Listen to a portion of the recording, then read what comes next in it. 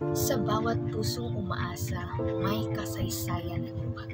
May sugat na hindi kita sa panlabas at may kwentong pilit na kinublis sa ngiti. Ito ang kwento ni Suzy, ang babaeng minsang binalewala, ngunit sa huli pinili ang kanyang sarili. Simula pa lang, hindi naging madali ang pag-ibig para kay Suzy. Sa bawat relasyon, siya'y nauuwi lamang sa tabi. Walang titulo, walang karapatan, laging pangalawa at laging pansamantala. Tila ba nakasulat na sa kanyang palad na laging maghintay sa dilim? Hanggang sa isang araw, may isang lalaking dumating, isang customer sa kanyang trabaho. Maayos magsalita, laging nariyan at nagpapakita sa kanya ng interes. Pero si Suzy, takot na siyang masaktan, takot na lokohin na naman. Kaya sa bawat mensahe ng lalaki, iisa lamang ang sagot niya: katahimikan. Isang matinding pader ng pagduda. Ngunit sa huli, napapayag din siya. Isang simpleng date, isang gabing may konting pag-asa. Ngunit, laking gulat na lamang niya na dalhin siya ng lalaki sa isang lugar na tila malayo sa litas. May kaba, may pangamba si Suzy. Ito ang pangit na sinyalas na pamilyar na sa kanya. Sa sandaling yun, pinili niya ang pag-iingat kaysa sa sana. Agad siyang tumayo, umalis walang paalam. Sapat na ang naranasan niya. Kinabukasan, sa kanyang trabaho, dumating muli ang lalaki. Ngunit may kasama, ang nobya nito. Narinig ni Suzy ang kanilang usapan na aalis na pala sila papuntang abroad.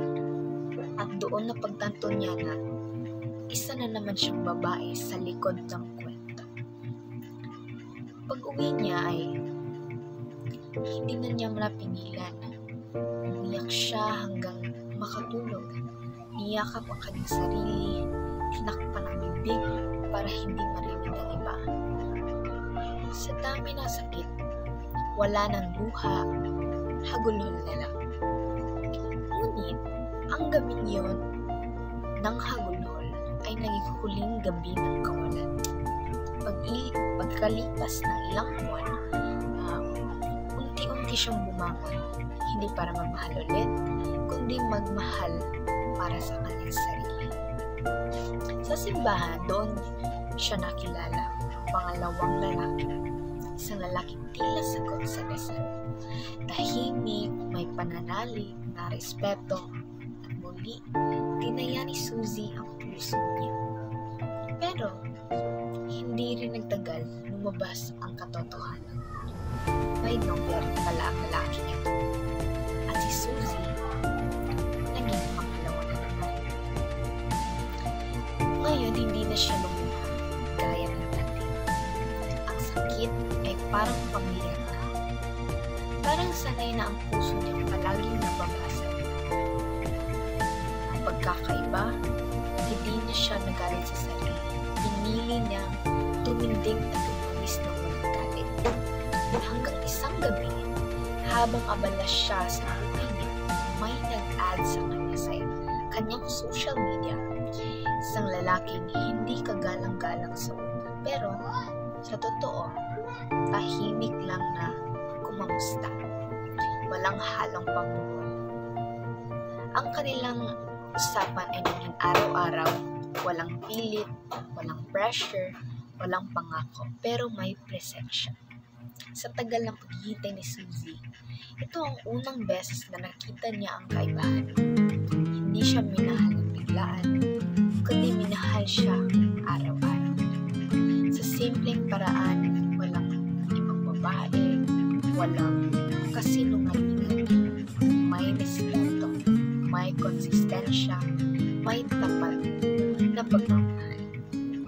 Sa wakas, naramdaman niya na siya ay sapat, hindi dahil sa tamis ng mga salita, kundi sa tibay ng gawa.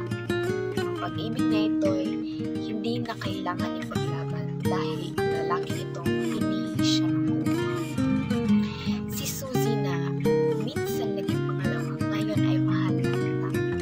Hindi dahil sa swerte, kundi dahil sa lahat ng sakit, pinili niyang huwag sukuan ang